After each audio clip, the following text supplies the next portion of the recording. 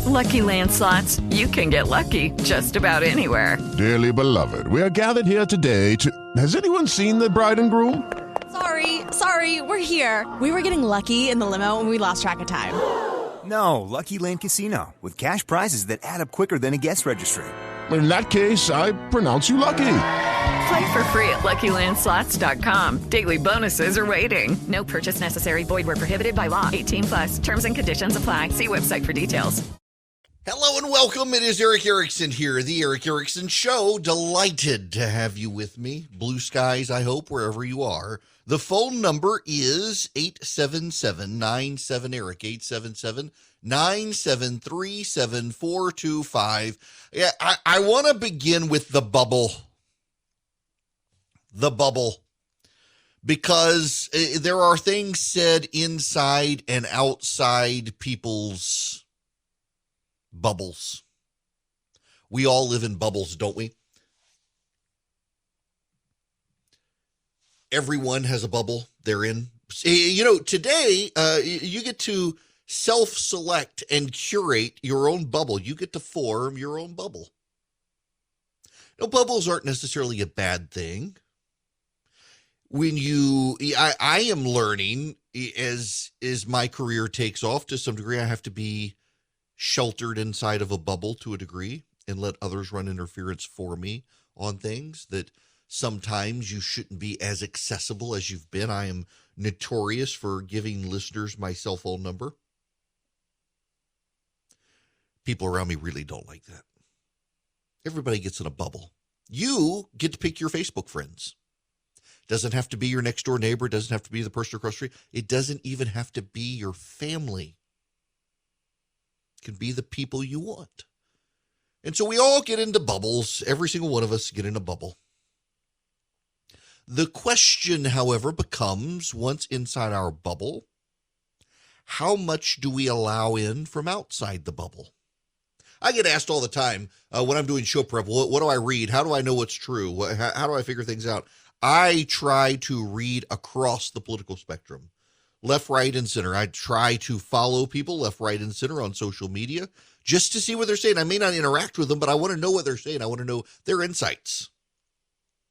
I have embraced the idea that Tim Keller told me about, his theory of learning from other people, that if we're all made in the image of God, we've all got something to teach each other. We may not always agree, but we should try to allow information in from outside our bubble. And increasingly, I'm finding as we've become more and more tribal, it becomes harder and harder for us to allow information inside our bubble that we disagree with. We don't want it. We don't want to have to deal with it. We don't want to think about it. The world sucks already, so why do I want to hear this that might lead me to despair, to be depressed, to be angry, to be upset, to think the world operates in a way that I don't think the world operates, and profoundly discombobulate the comfort of my bubble. When you are in charge, it becomes easier to get into a bubble. And once into that bubble, becomes harder for you to understand what's going on outside the bubble. And increasingly, you get inside these bubbles and they harden the walls so the bubble can't burst. And it makes it even harder for information to flow through to you.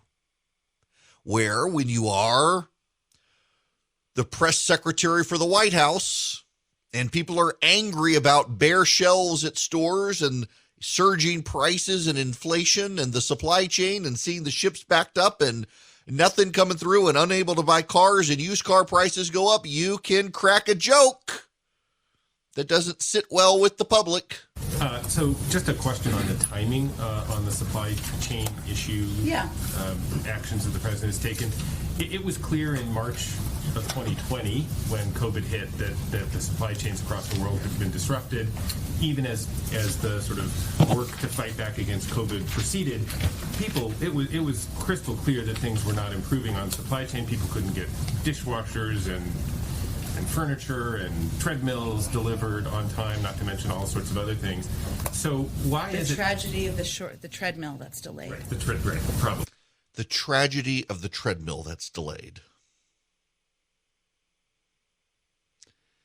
I don't know anyone who's upset about the Peloton not coming. But I know a lot of people who are starting to be nervous about Christmas, not just nervous about not being able to find the toys their kids have put on the Christmas list, but having the money to buy them. The White House continues to insist that wages are going up.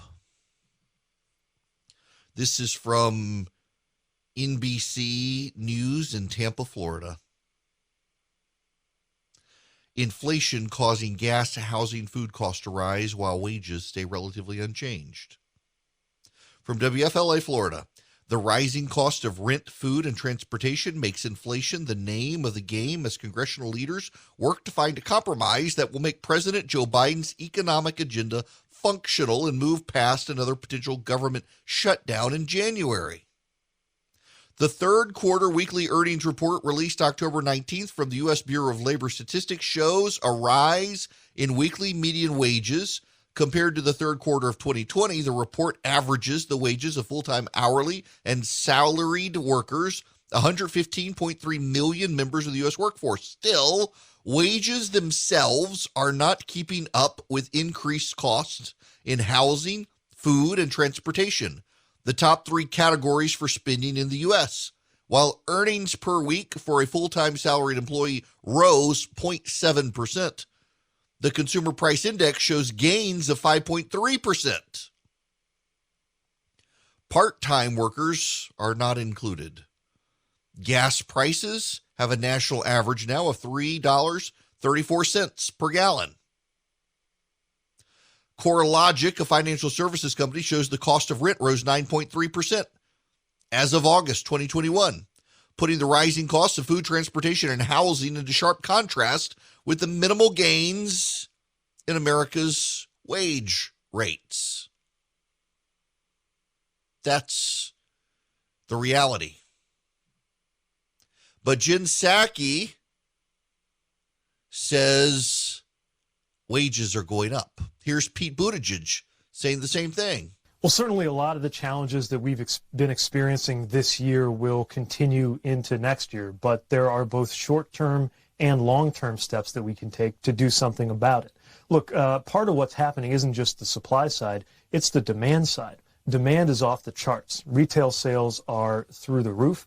And if you think about those images of ships, for example, waiting at anchor on the West Coast, every one of those ships is full of record amounts of goods that Americans are buying because demand is up, because income is up, because the president has successfully guided this economy out of the teeth of a terrifying recession.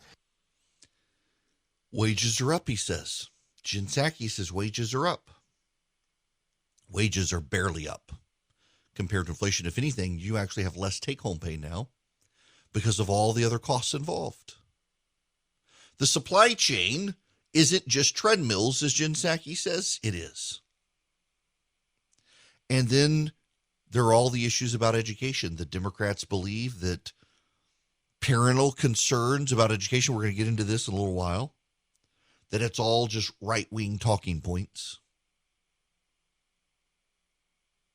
They're in a bubble. You and I may be in bubbles, but they are in bubbles where penetrating outside information is impossible. And then there's the media echo chamber around them. The media shares a bubble with them and so does not like to produce for them information that suggests there's a problem. And now I can tell you what's going to happen. This one's actually pretty abundantly obvious. There's going to be a great media freakout when they realize that the Democrats could set Donald Trump up for a second term because of their policies. See, right now, the media, they're obsessed with Trump. I thought it was very interesting for the second night in a row last night. CNN and MSNBC were focused on Donald Trump and the January 6th commission. You should know there is polling. Republicans and Democrats alike have internal polling at the highest levels that show a majority of Americans actually want the January 6th commission to go forward and to provide a report on what really did happen. Majority of the public does. The Republicans know this and the Democrats know this internally. I myself have been told from highly placed, well-placed sources that both sides have the data, that the majority of America, you may not and I may not, but a majority of Americans do. The problem is that the Democrats seem to think if they can keep it going, they can tie it to Trump and they can tie Trump to the Republicans, and that'll help them in 2022. And I don't think that's the case. I think they're misinterpreting the data. Americans just want to know what happened. They're curious about it. They think people do need to be held accountable and people do need to go to jail. You may not, but a majority do. Remember, know when you're the minority, even when you think you're right. You're in the minority on this if you think it should just go away and nothing should happen. But it doesn't mean the way the Democrats are interpreting the data is right.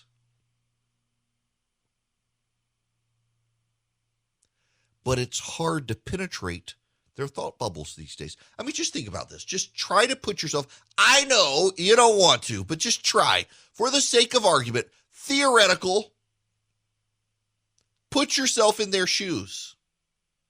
They believe they have a mandate. Now, you and I know they don't. I mean, Joe Biden was elected because he wasn't Donald Trump. That's it. That's it. He's going to reassert normalcy. And what's normalcy now? Apparently, they want us to have masks for the rest of our lives. That's not normalcy. People are going to react to that. But they believe they have a mandate. And they believe they have a majority, which is true. And they believe that there needs to be fundamental change, and it's now or never. And yet they've got Manchin and Sinema refusing to budge. And they've got inflation. They've got a supply chain problem. They've got a taxation problem. They need more money to fund their ideas. So how do you do? What do you do? Well, if you know you've got the media in your pocket, you lie. You don't tell the truth. You find a bad guy, Donald Trump. You don't tell the truth. And you know the media is going to cover for you. That's if you listen to some of the Democratic complaints right now, one of the big Democratic complaints is that the media is not doing a good enough job of selling the Democrats' agenda. That's a big tip-off right there. The Democrats expect the media to help them. Clifford Asness, he is the managing and founding principal of AQR Capital Management. He's got an op-ed in the Wall Street Journal today. I saw in Punchline. It's a daily news. No, it was in Politico, their daily little write-up of what's going on the Hill. This is the thing the Biden administration hopes nobody reads today, so naturally, everyone's going to read it. I will read it to you, some of it. The Biden administration is trying to sell its Build Back Better agenda by demonizing the super wealthy, but that's just the sales pitch. The actual product is a tax bill sent mostly elsewhere, to the already highly taxed working rich. The litany of the supposed tax crimes committed by tech founders and private equity billionaires is long and well known. They pay less than their secretaries do. They spend money borrowed against their shares, leaving most of their wealth untouched and untaxed until death. Their children inherit those shares, kicking in the step-up in basis. And their massive capital gains are then blasted into the loophole ether, leaving their heirs to pay only the 40% estate tax, some of which perhaps they can avoid. Private equity billionaires do much of the same stuff and also get to use the famous carried interest loophole. By trading their labor for shares in risky enterprises, the lucky or very good ones pay capital gains, not ordinary income rates on their gains. And all of these miscreants are, of course, supposedly hiding tons of untaxed wealth offshore, likely aiming to become Bond villains. The list is a mix of things critics are right about, like the step-up in basis. It's hard to defend. That are arguable, like carried interest, and that are nonsense, that wealthy Americans hide their money offshore untaxed. Under the actual proposal, capital gains rates would go up, but the step-up rule to avoid them at death would remain. Carried interest treatment is only slightly altered, and current proposals seem to make this advantage even more exclusive to private equity and venture capital. The IRS would get more money for enforcement, but this would be directed, as usual, mostly against easier targets than the super rich. The IRS likely knows there are few hidden hoards of American-owned offshore wealth. While few Americans were named in the so-called Pandora Papers, which revealed the shady offshore holdings of many prominent foreign politicians, they're nevertheless tacitly being used to justify raising taxes right here in the 50 states. There's no wealth tax proposed. A wealth tax would at least actively hit the super wealthy. So who will pay the bulk of the myriad tax increases? Call them the working rich. People with very high ordinary income in a given year. While some also qualify as super wealthy, many will earn high incomes only for a short while, like athletes and movie stars, and use those fat years to finance decades of lower earnings. The working rich already face and pay higher marginal tax rates on ordinary income, and ordinary income is most of what they generate. But it's also not just them. Let's move it closer to home. Let's think about my audience. So the big cities I'm in on radio: Tulsa, Dayton, Ohio, Atlanta, Georgia, Jacksonville, Florida, Orlando, Florida. Let's take Orlando. You got Disney, you got Universal, you got all of that. Got a lot of people there who make six-figure incomes. But with taxes, property taxes, Florida doesn't have income tax, but property taxes, sales taxes, and the like, private school costs and the like, they're really not bringing home a ton of money at the end of the month.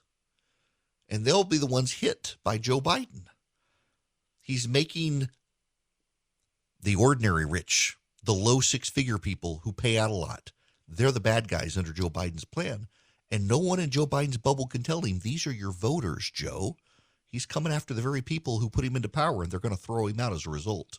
Americans continue to navigate through multiple crises this year. We the People, a Bradley speaker series, offers insights and ideas on the current challenges we face from some remarkable organizations the Bradley Foundation supports. Visit bradleyfdn.org/liberty to watch their most recent episode. It features Stephen Suckup, author of The Dictatorship of Woke Capital, How Political Correctness Captured Big Business, an Encounter Books publication. In the episode, Suckup discusses the left's gradual takeover of corporate America and why the free market hasn't been able to prevent it, the dangerous impact of shareholder activism, and efforts to push back on it. That's Bradley, with an LEY at the end, fdn.org/liberty to watch the video. New episodes debut weekly. Go back often, subscribe to their YouTube channel to be notified when a new episode is posted. That's bradleyfdn.org/liberty. Welcome back. It is Eric Erickson here. The phone number, 877-973-7425. Glad to have you with me. Let me go to the phones right now. Susan, you're going to be up first today. Welcome to the program. Hi, Eric. Thank you for taking my call. I am just fried over this.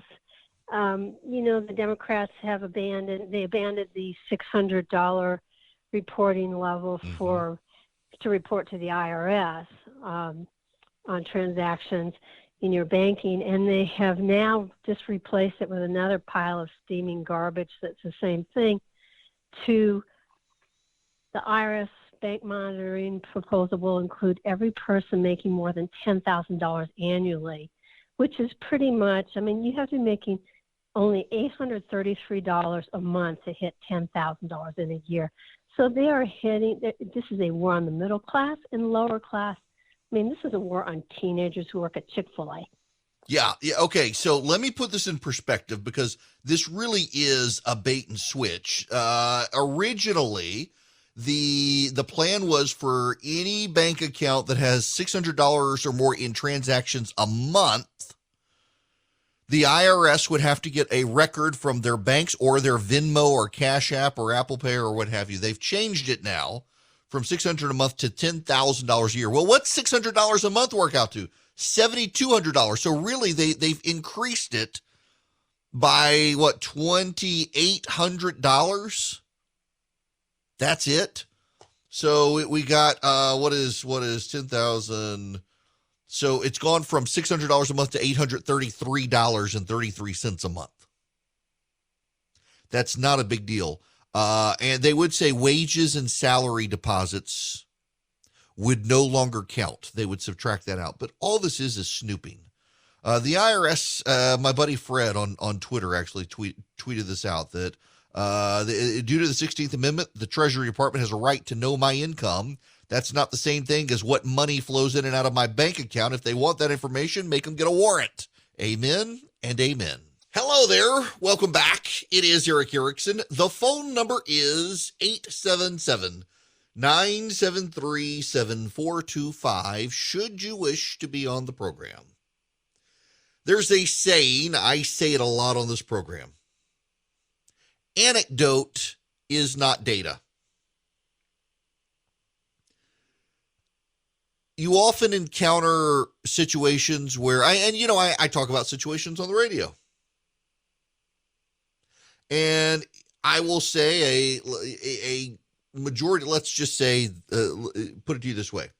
I am aware of private polling that senior Republicans have and senior Democrats have, separate polling, that shows a majority of Americans want to get to the bottom of what actually happened on January 6th. You may not, but a majority of Americans do. The Republicans have the polling, the Democrats have the polling. Democrats have misread this polling. They think that it'll be a way to hurt Republicans in 2022 by tying it to Trump. That's not what the polling suggests at all. It's just Americans do want some answers about what happened. But.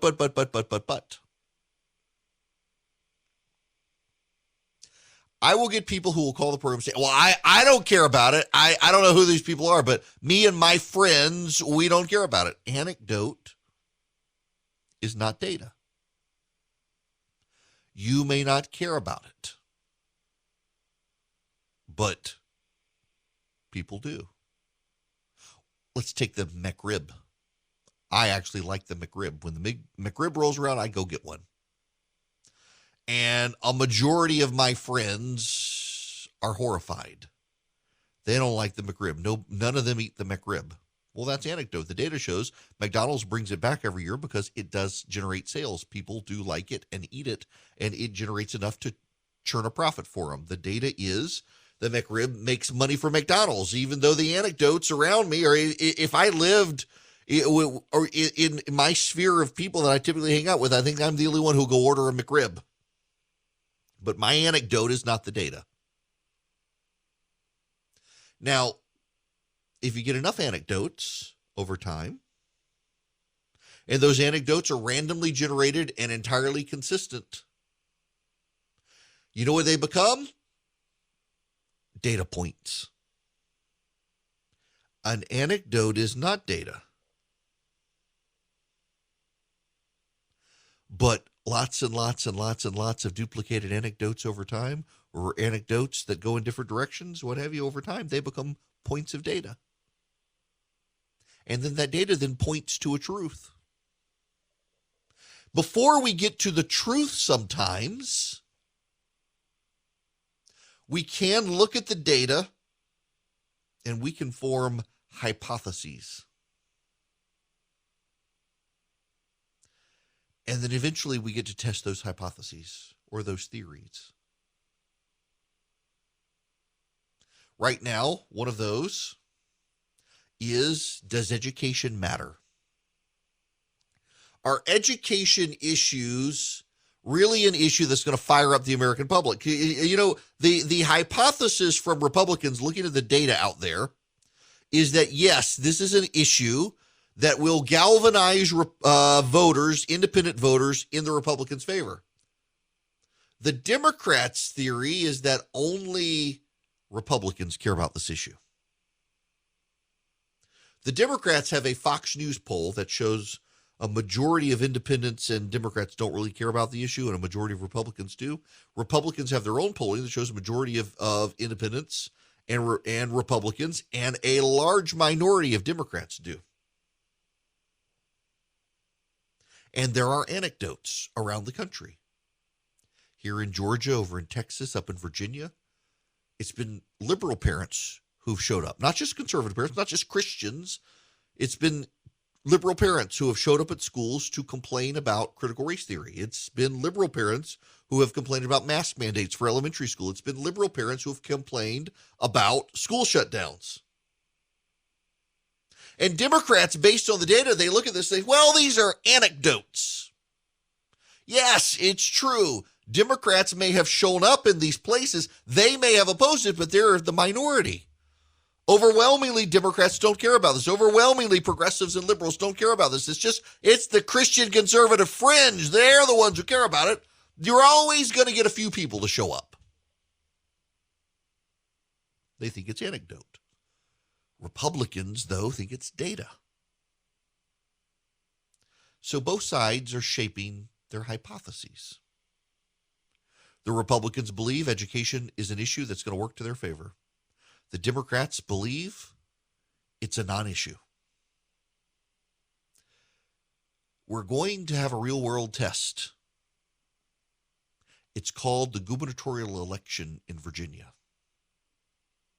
And the data is beginning to suggest that the truth is education is going to help the GOP.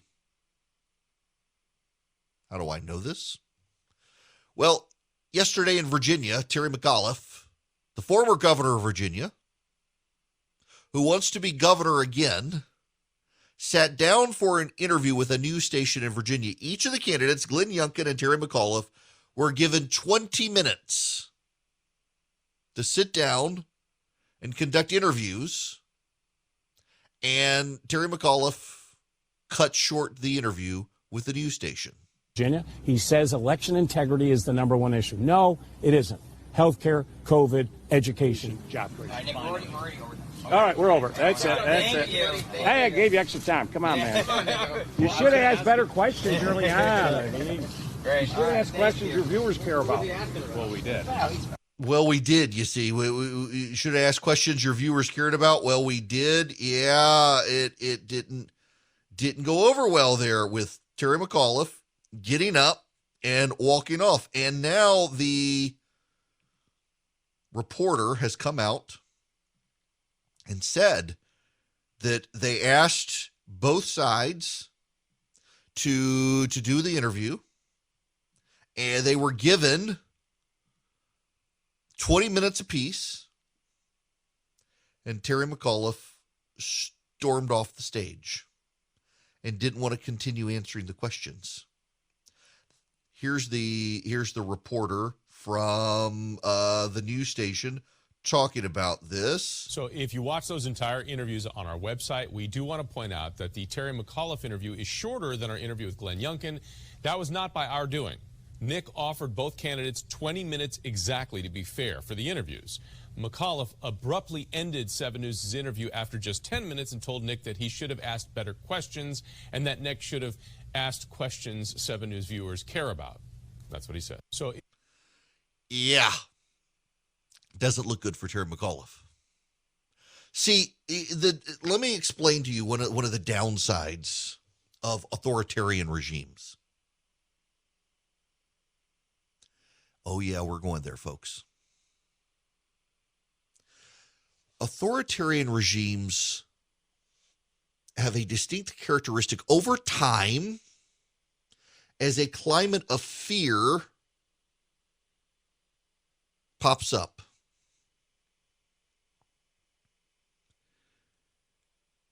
Everyone becomes a yes man. Everyone becomes a yes man. The people who would challenge, the people who would dissent, the people who would question, they either fall by the wayside or they're killed or exiled. They're silenced because the leader wants what the leader wants, and the leader gets to the point where the leader believes what he thinks is right because everyone around him tells him all the time he's grand and glorious.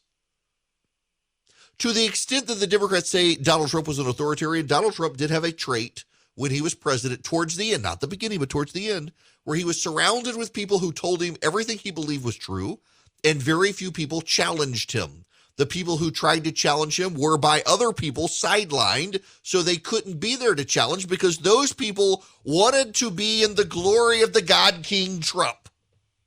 I say that sarcastically, not pejoratively against the president. It's these people treated him as if he was some sort of king, and they needed to be in his presence. They wanted his affection, and so they agreed with him because by agreeing with him, there was no argument or controversy. So the people who could steer the president in other directions were shown the door.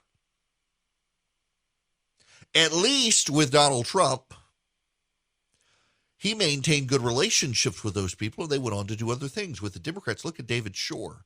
David Shore is the Democratic pollster who in 2020 said, hey, guys, this rioting in the streets is going to hurt the Democrats, the George Floyd riots. And the Democrats exiled him, silenced him, canceled him. Now, he landed on his feet, but he's the exception to the rule. See, it's interesting. The Democrats always said that Donald Trump was authoritarian, and then they themselves cancel anyone who dissents from what their views are.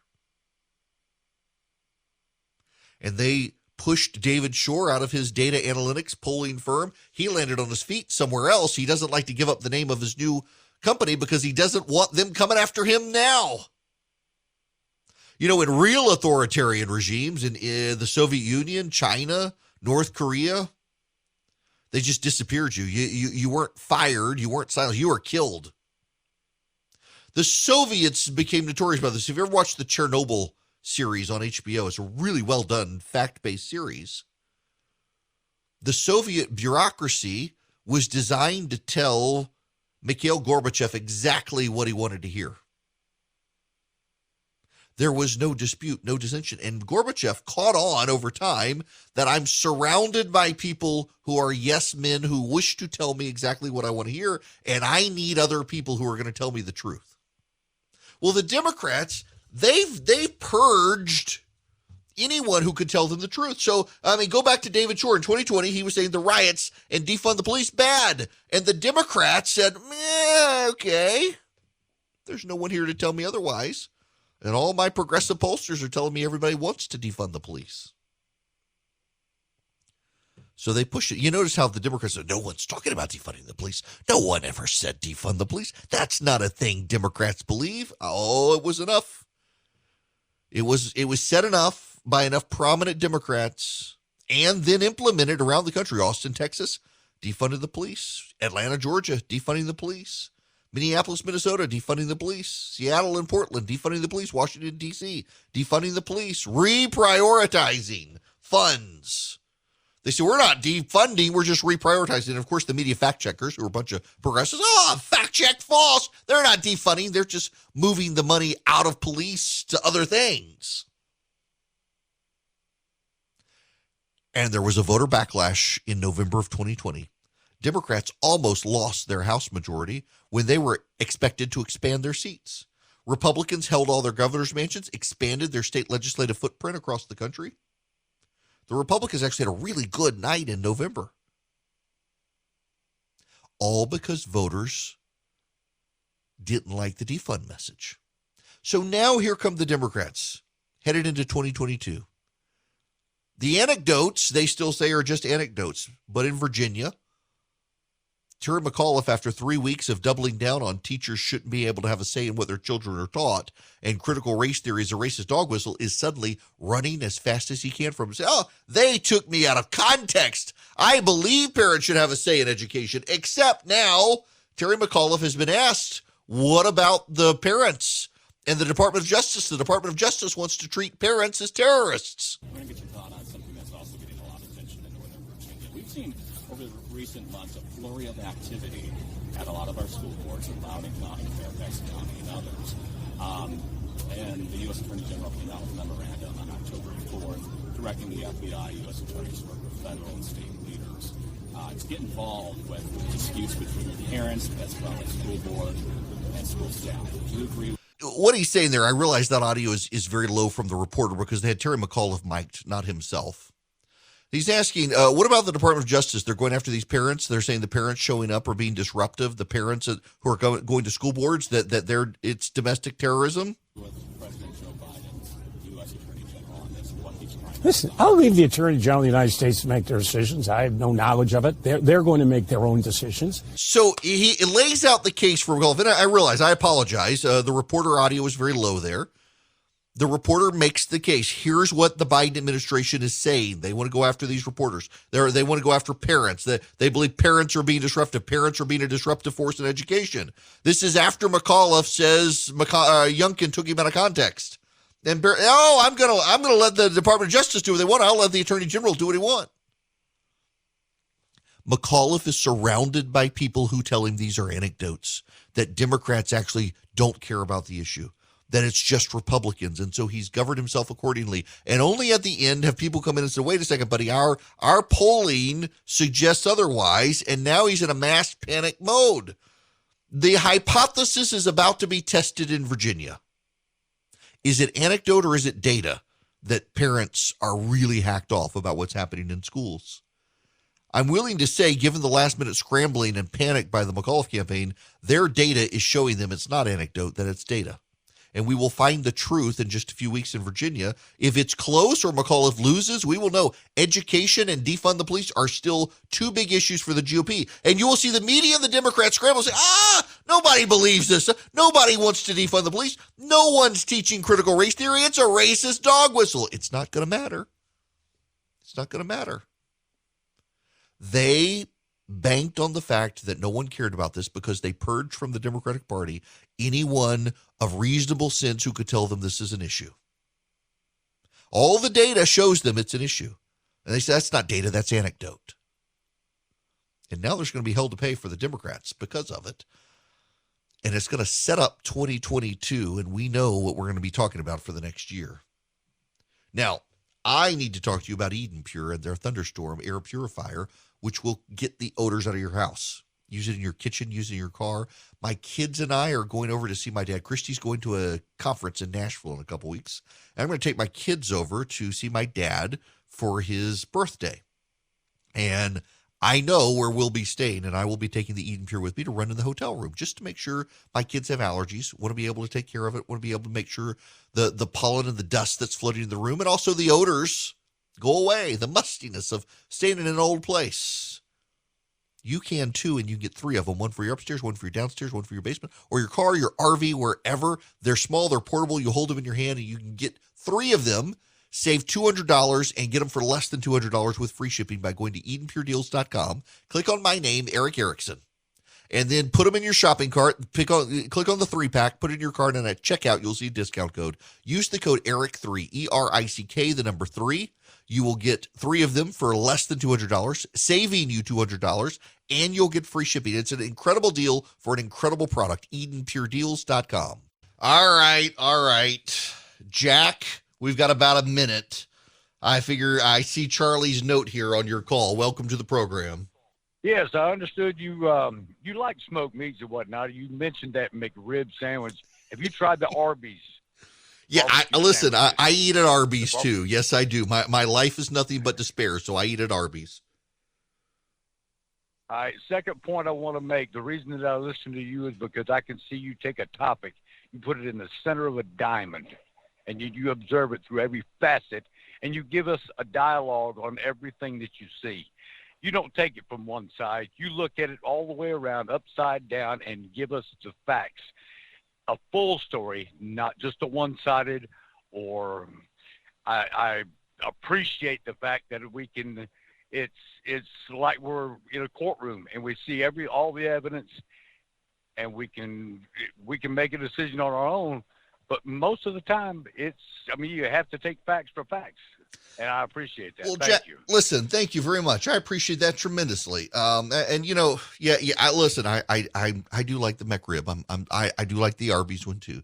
As far as I am a conservative. I see my world through that lens. But facts are facts. I shouldn't ignore them if they hurt my side. You got to deal with the facts as they are, whether you like them or not, and that's what we try to do.